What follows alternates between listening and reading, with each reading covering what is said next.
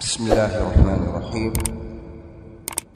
الحمد لله رب العالمين، والصلاة والسلام على أشرف الأنبياء والمرسلين، نبينا وحبيبنا محمد وعلى آله وأصحابه سلم تسليما كثيرا.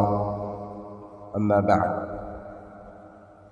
hiki ni kipindi cha kwanza cha daura hii ya al-Imam Rabi' bin Hadi al-Madkhali rahimahullah.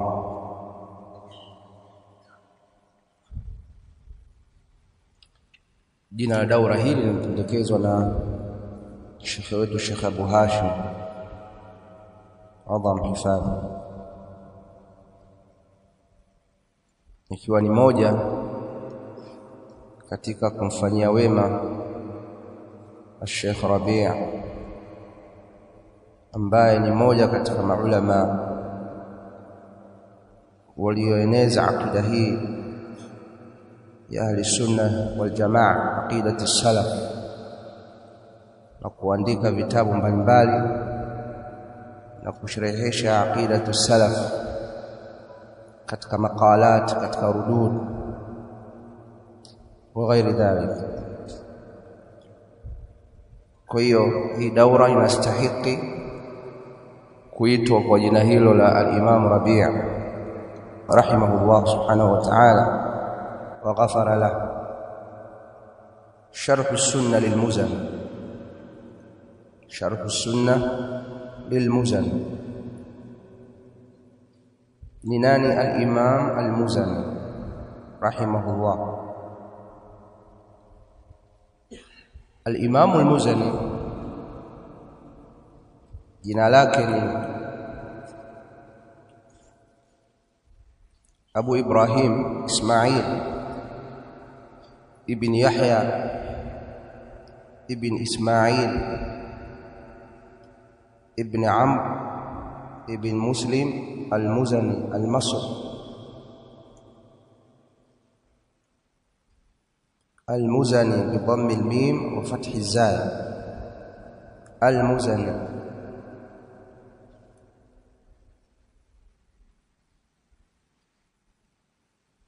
المصري يعني alikuwa ni Misri,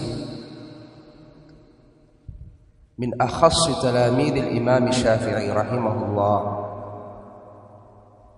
katika moja ya wanafunzi wa karibu kabisa wa al-Imam Shafi'i rahimahullah. Bali al-Imam al-Muzani qila huwa alladhi, ndiye ambaye alimuosha Swahili sasa alimuosha baada ya kufariki kwake al-Imam Shafi'i rahimahullah, kama ambavyo tutaona maulama walivyomsifu. Qila al-Muzani hadhihi nisba nisbatu ila Muzaina ibn Ud bin ibn Tabikha ibn Ilyas bin Mudar bin Nizar bin Ma'd ibn Adnan, na jina la Muzaina ni Amr, lakini summiya bismi ummihi Muzaina bint Kalb ibn Wabara. Na Muzaina hiya ummul qabila al-mashhura, ni mama wa kabila mashhuri kabisa.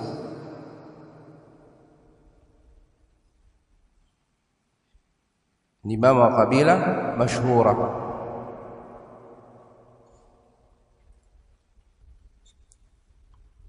Alizaliwa mwaka aliokufa Al-Layth bin Sa'd, mwaka 175 Hijiria, mwaka 175 Hijiria. Na familia yake ilikuwa ni familia ya ilmu. Familia yake ilikuwa ni familia ya ilmu, bali kila alikuwa na dada yake alikuwa akihudhuria majlis za ilmu za al-Imam Shafi'i rahimahullah. Amenukuu hilo Ar-Rafi'i alipokuwa akielezea masala ya zaka. Lakini vile vile Ibn Subki amemtaja na Al-Isnawi katika Tabaqat kwamba huyu dada yake al-Imam Al-Muzani alikuwa akihudhuria majalis ya al-Imam Shafi'i rahimahullah. Na vile vile miongoni mwa wanafunzi wa karibu al-Imam Shafi'i ni Ar-Rabi' bin Sulaiman Al-Muradi, maarufu. Ar-Rabi' bin Sulaiman katika walionukuu sana aqwal za al-Imam Shafi'i, bali ni katika akhas tulab wa Imam Shafi'i. Huyo ni akhu lil-Imam al-Muzani min ar-radha'a, ni ndugu wa al-Imam al-Muzani wa kunyonya, wanyonya pamoja. Ni ndugu wa al-Imam al-Muzani min ar-radha'a, ndugu wa kunyonya.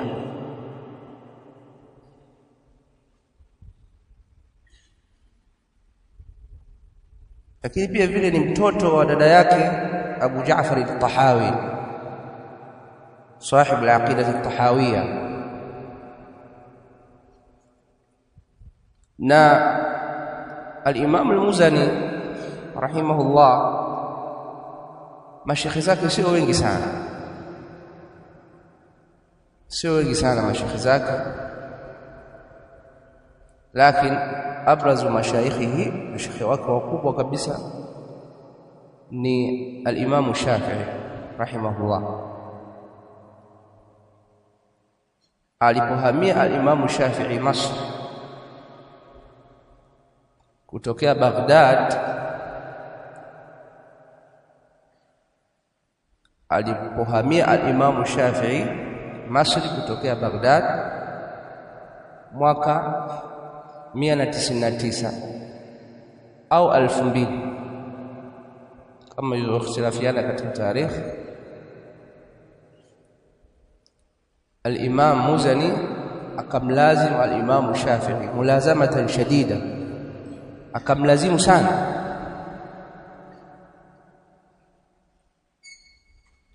Kwa hiyo abrazu mashayikhihi, Sheikh namba moja wa al-Imam al-Muzani ni Muhammad ibn Idris al-Shafi'i rahimahullah.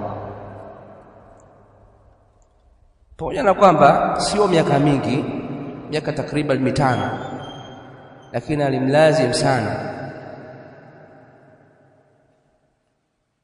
Lakini miongoni mwa mashayikh zake ni Ali ibn Ma'bad bin Shaddad al-Basri, Ali ibn Ma'bad bin Shaddad al-Basri, vile Nuaym bin Hammad al-Khuzai.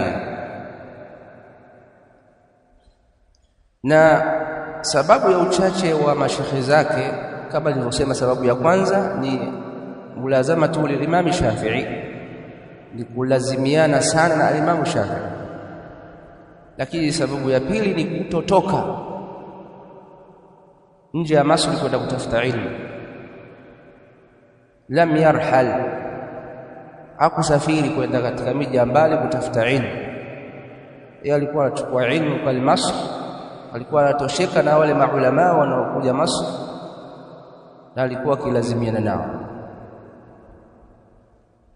Kwa hiyo maana yake ni kwamba al-Imam al-Muzani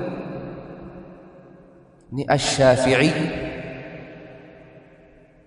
Al-Imam al-Muzani ni Shafi'i. Unapowasema mashafi'i, namba moja ni al-Imam al-Muzani.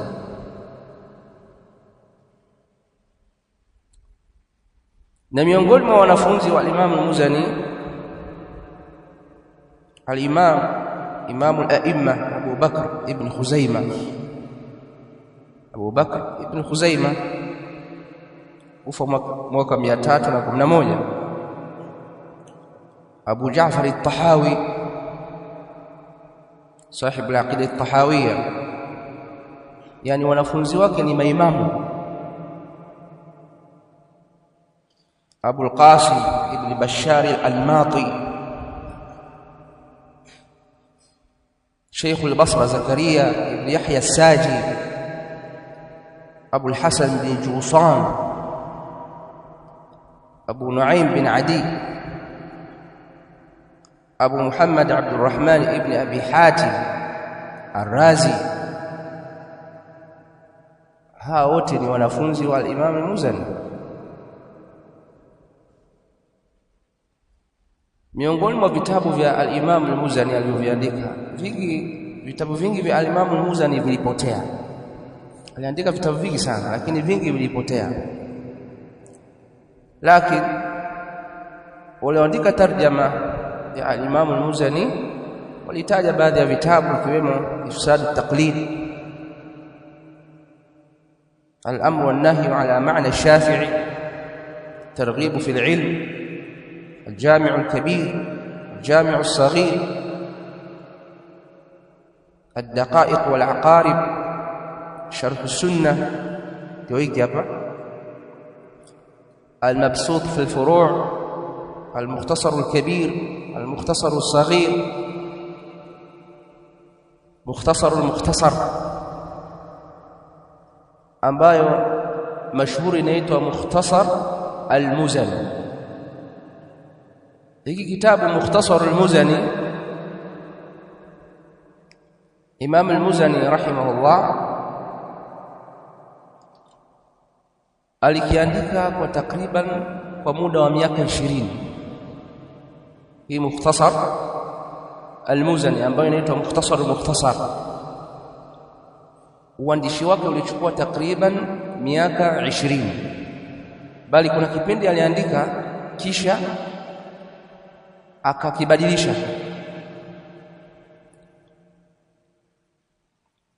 Anasema qala Muhammad bin Ishaq sami'tu al-Muzani yaqul, nilimsikia Muhammad bin Ishaq akisema, nilimsikia al-Imam al-Muzani akisema makathtu fi ta'lifi hadha al-kitab 20 sana, nilikaa katika kuandika hiki kitabu miaka 20. Wa alaftuhu 3 marratin wa ghayyartuhu, nilikiandika mara 3 nikakibadilisha. Mukhtasar al-Mukhtasar, mashhur kwa Mukhtasar al-Muzani.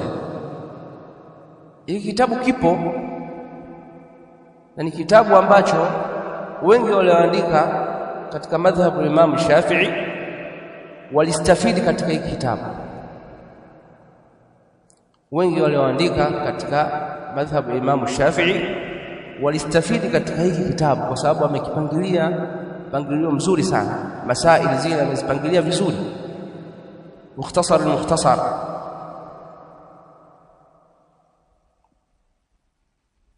Bali al-Imam al-Muzani mwenyewe alisema law adrakani Shafi'i la sami'a minni hadha al-Mukhtasar, angendiriki al-Imam Shafi'i angesikia kutoka kwangu huu mukhtasar, yani ningesoma angenisikiliza, yani kwa maana azidishe fawaid au atie taaliqat au ma ila dhalik. Ujue ni jinsi gani ambavyo maulama walikuwa wanafanya tahqiq katika uandishi. Jambo la kuandika sio jambo la kukurupuka. قال أبو العباس وهو أصل الكتب المصنفة في مذهب الشافعي، مختصره ndio asili ya vitabu vilivyoandikwa katika madhhabu Shafi'i, walishukua katika hii kitabu. Wa ala mithalihi rattabu, walipanga vitabu vyao kwa kufuata utaratibu wa hii kitabu Mukhtasar al-Muzani.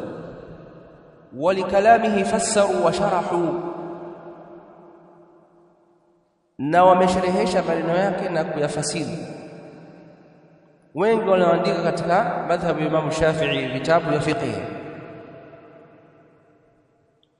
Haya yote nayasema ili ujue kwamba al-Imam al-Muzani ndio waliomnusuru al-Imam Shafi'i katika maulama waliomnusuru al-Imam Shafi'i, na ndio ambao walieneza madhhabu ya Imam Shafi'i ya kifiqhi.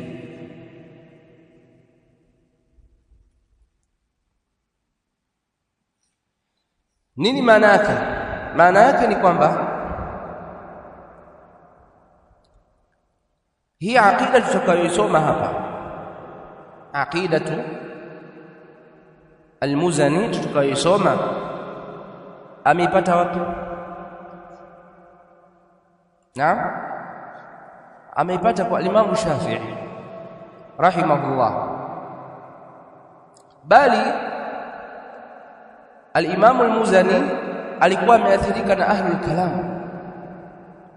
Unajua kipindi kile cha miaka ya 150, 160, 70, 90 ni kipindi cha watu wa falsafa,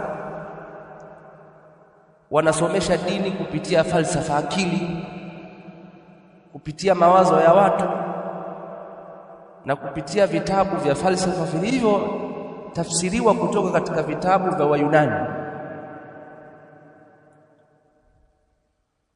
Ndio hapo zikazuka bid'a nyingi sana, kwa watu wengi walikuwa wakikimbia kusoma dini kwa mujibu wa Qur'an na Sunna. Hii fiqh hii tunayosoma leo hii, watu walikuwa wanaona ni udaruweshi,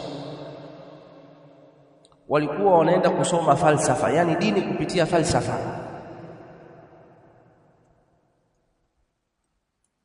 Walikuwa wameshikamana kusoma dini kwa kitabu na Sunna, na hii fiqh ya Ahlus-Sunna wal Jamaa salaf. Na al-Imam Shafi'i alipambana sana kupiga vita falsafa, kama ambavyo mashhur alitoa hukumu kwa watu wa falsafa kwamba wacharazwe bakora na wazungushwe katika mitaa, isemwe haya ndio malipo ya wenye kuacha kitabu na Sunna wakaenda katika falsafa. Kwa al-Imam al-Muzani alikuwa ni katika watu walioathirika na falsafa. Alipokutana na al-Imam Shafi'i rahimahullah, baada ya al-Imam Shafi'i kuhamia kuingia Masr, al-Imam Shafi'i akamnasihi al-Muzani aachane na falsafa, aachane na ilmu al-kalam. Ndipo Imam al-Muzani akabadilika, akafuata sunna, akasoma fiqh, akasoma kitabu wa sunna, na akashika aqidatu salaf. Idhan al-Imam al-Muzani aqida yake ya kisalafi ameipata namba moja kwa Imam Shafi'i rahimahullah. Na hapa nataka kusema sasa kwamba kanuni inasema as-sahabatu kulluhum ala aqidatin wahida, aqidati salaf. Masahaba wote walikuwa na aqida moja, aqidatu salaf. Lam yakhtalifu fi al-aqida abadan, lam yakhtalifu fi usuli ad-din, misingi mikubwa ya dini aqadiyya hawajakhtilafiana masahaba abadan. Wamekhtilafiana katika furu' ndogo ndogo za aqida, lakini usul al-aqida hawajakhtilafiana. Hii katika masail basita. Je, Mtume sallallahu alaihi wasallam alimuona Mola wake alipopandishwa juu au hakumuona? Hii sio katika usul al-aqidiyya. Masala ya usul katika masala haya, je, hal almu'minuna yarawna rabbahum yawm alqiyama? Je, waumini wanamuona Mola wao siku ya kiyama? Hii hawakuhtalafiana masahaba abadan. Vile vile kanuni inasema, tukija katika maimamu wakubwa wanne, lam yakhtalifu fil aqida, hakuhtalafiana katika aqida. Maimamu wanne: al-Imam al-Shafi'i, Imam Abu Hanifa awwal, Imam Shafi'i, Imam Malik, Imam Ahmad hawakuikhtilafiana katika aqida. Aqidatuhum wahida, aqida yao ni moja, aqidatu salaf. Lakini waliikhtilafiana tu katika furu', katika masail fiqhiyya ijtihadiyya التي يسوغ فيها الاجتهاد.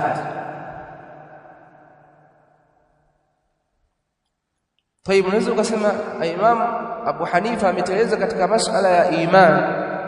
Tumesema sio khilaf, haiambiwi kuna khilaf kati ya Imam Abu Hanifa na Imam Shafi'i wa Imam Ahmad au Imam Malik katika masala ya iman. Al-iman huwezi kusema kuna kauli mbili ikhtalafa al-ulama, la.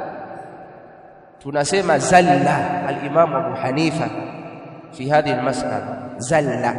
Hii ni zalla, ameteleza, wa huwa ma'dhurun, naye anapewa udhur. Kwa nini? Kwa sababu kipindi kile al-murji'a walikuwa na saitara kubwa, kwa hiyo akajua haya mas'ala usahihi wake ni kama walivyoeleza murji'a. Bali mmoja katika mashaikh wake wakubwa al-Imam Abu Hanifa alikuwa ni Hammad ibn Abi Sulaiman, na Hammad ibn Abi Sulaiman ni katika mashaikh wakubwa wa irja kule Kufa. Kwa hiyo akadhani kwamba ndio sahihi, haijamfikia haki na wala hakusimamishwa hujja. Kwa hiyo akaenda na masala ya murji'atul fuqaha, na tunafahamu murji'atul fuqaha ni tofauti na murji'atul jahmiyya. Kama masala yatapita huko mbele tutayaona insha Allah. Idhan al-Imam Shafi'i salafi, Imam Shafi'i ni salafi, bali min ashaddi an-nasi ala ahli al-bid'ah. Alikuwa ni mkali sana kwa ahli al-bid'ah al-Imam Shafi'i, alikuwa ni mkali sana kwa ahli al-bid'ah. Bali hawa mashafi'i, maimamu wakubwa wa Shafi'i, wanafunzi wa Imam Shafi'i, miongoni mwao wako walioteswa katika fitna ya khalqi al-Qur'an, akiwemo al-Imam al-Buwaiti rahimahullah. Ni katika watu ambao walifungwa minyororo kwa sababu ya kukataa kusema al-Qur'an makhluq. Al-Imam al-Buwaiti alikuwa ni katika mashaikh au maulama ambao walikataa kusema Qur'an makhluq, na hivyo akafungwa minyororo, kama inavyojulikana kwamba Ma'mun alilazimisha watu kusema Qur'an makhluq, na maulama wakateswa ikiwemo Imam Ahmad kwa sababu ya kuwalazimisha kuamini kuwa Qur'an makhluq au kutamka tu kwamba Qur'an makhluq. Wa fi al-haqiqa hadha kufr, hii ni kufru. Kwa Imam al-Buwaiti alikataa, katika watu waliokataa, kwa sababu alisema nyuma yangu na umma, hawa ni awamu nas, hawafahamu kwamba hata nikisema kwa mdomo tu hawezi kufahamu makusudio yangu, takuwa umma umeangamia.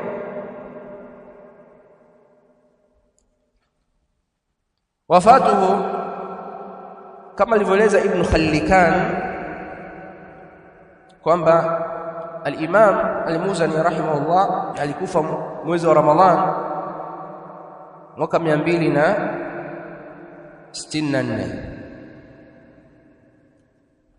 mwaka 264 pale pale Masri, bali alizikwa karibu na al-Imam Shafi'i, alizikwa karibu na al-Imam al-Shafi'i rahimahullah.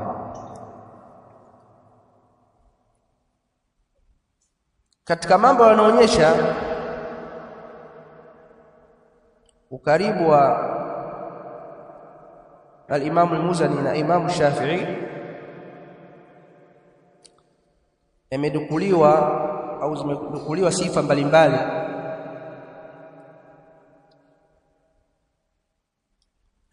Anasema Al-Muzani rahimahullah, قرأت كتاب الرسالة للشافعي 500 مرة.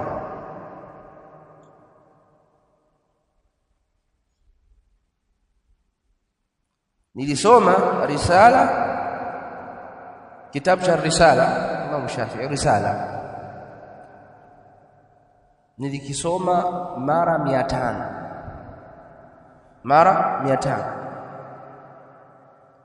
asema ma min marratin illa wastafadtu minha faidatan jadidatan lam astafidha fi al-ukhra. Kila ninaposoma lazima nitapata faida ambayo sitaipata muda mwingine. Yani nimesoma, nimemaliza, nimepata faida, nikasoma tena ninapata faida ambayo niliposoma mwanzo sijaipata.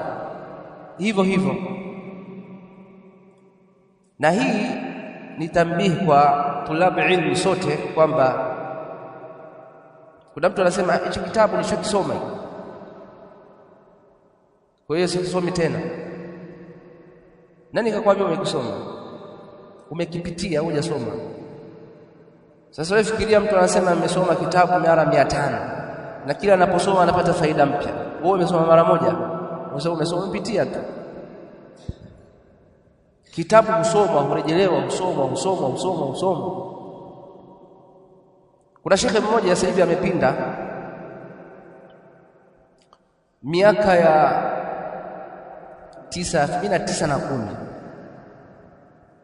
1910 tulikuwa tunahudhuria daura zake pale Madina, msikiti wa Qiblatain. Akasema ile Majmu' al-Fatawa Sheikh al-Islam Ibn Taymiyyah, kipindi kile alikuwa ameisoma mara 80 na bado yuko hai yule Sheikh.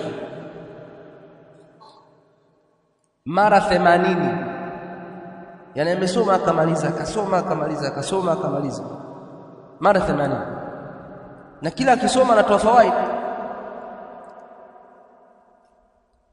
Sasa kitabu husomwa na hurejelewa. Vile vile miongoni mwa tariqa za ahli ilmi ni kusherehesha hivi vitabu. Wakati mwingine kwenye daura anaweza shekhe akapanga usulu 3, alafu pale kuna mashekhe wamehudhuria kwenye daura. Sheikh Ubaid anafundisha usulu 3 na kuna madoktori, kuna mashaikh, kuna wamehudhuria darasa ya usulu 3 Sheikh Ubaid. Sasa kwa kawaida kama huku kwetu mtu akiweka daura akifundisha usulu 3, hamna kitu usulu 3. Lakini unaposoma usulu 3 kwa shekhe wako wa mwanzo kabisa na kufundisha pale chini usulu 3 zile za kuimbishwa, ni tofauti na unapofundishwa usulu 3 na Sheikh Abdul Fadhil Mfano. Tofauti atakayofundishwa na Sheikh Mujahid. Tumeelewana? Vile vile nitakapokufundisha mimi usulu 3 ni tofauti utakapofundishwa na Sheikh Saleh Al-Fawzan. Lazima kuna faida kule utazipata ambazo hujazipata kwa shekhe wako kule chini. Ndivyo elimu inavyokuwa, kwa sababu elimu inapatikana katika taaswili. Pale sherhe inapoletwa, matni imesomeshwa, imepitishwa pale, sasa ile sherhe pale ndio kuna mambo pale.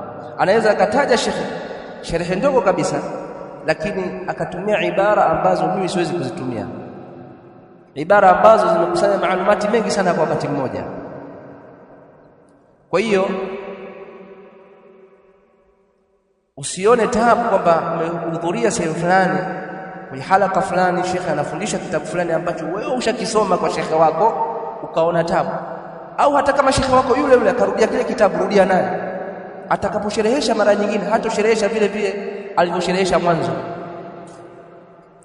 Wa fi al-i'ada ifada, وفي الإعادة إفادة.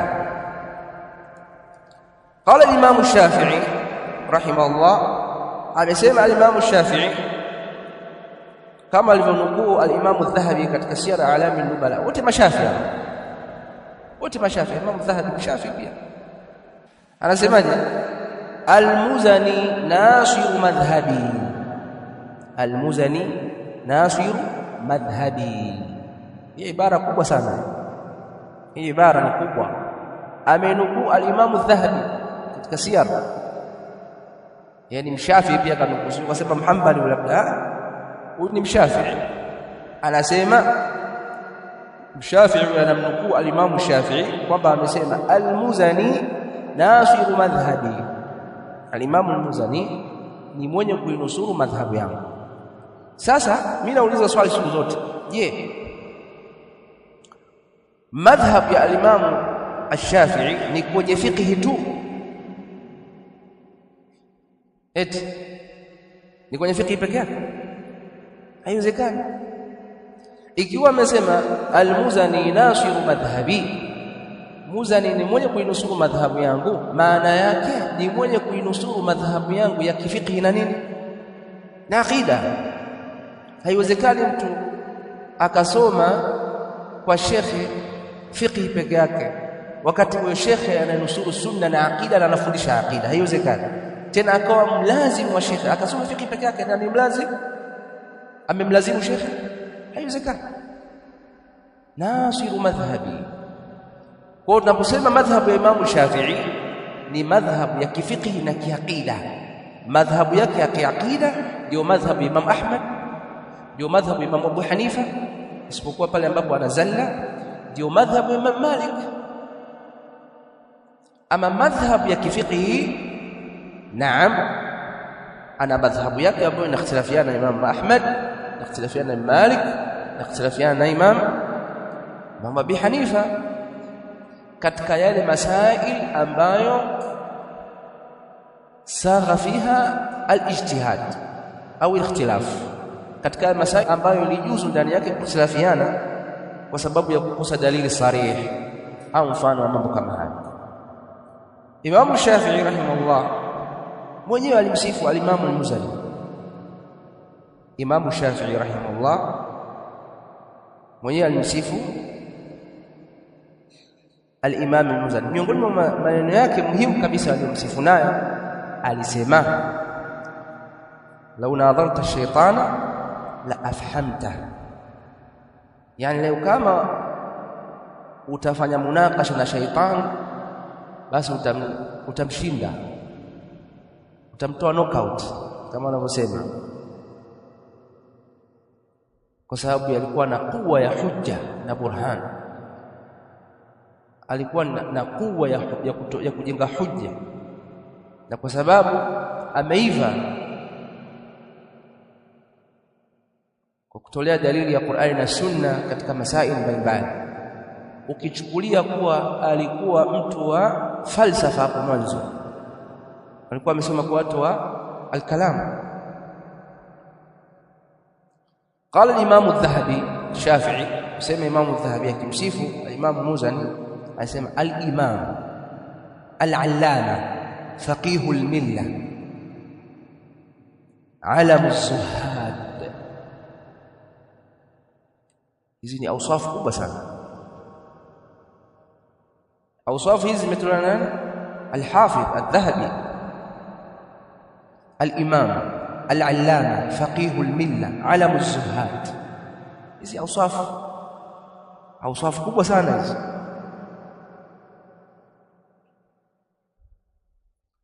Amesema Ibn Khallikan rahimahullah, kana zahidan aliman mujtahidan mihjajan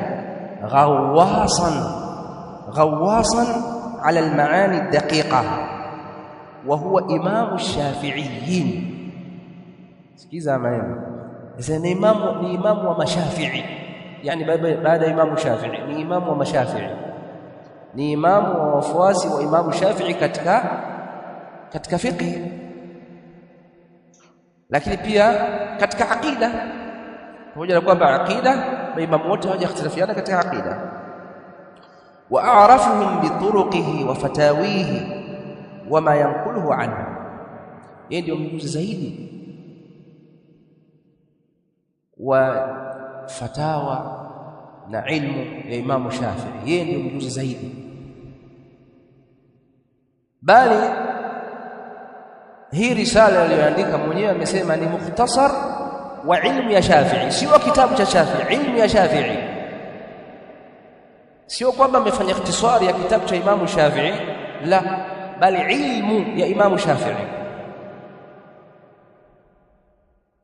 kuonyesha kwamba alimlazim Imam Shafi'i akajua ilmu yake, akaihifadhi ilmu yake, akajua mustalahati zake.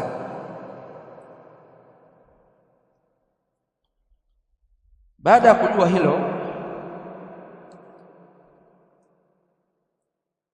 na huu utangulizi muhimu kabisa, huu utangulizi ni muhimu ili ufahamu kwamba tunachokisoma hapa ni aqida ya Mashafi'i, sio mujarrad wa aqida Imam al-Muzani, ni aqida ya Mashafi'i.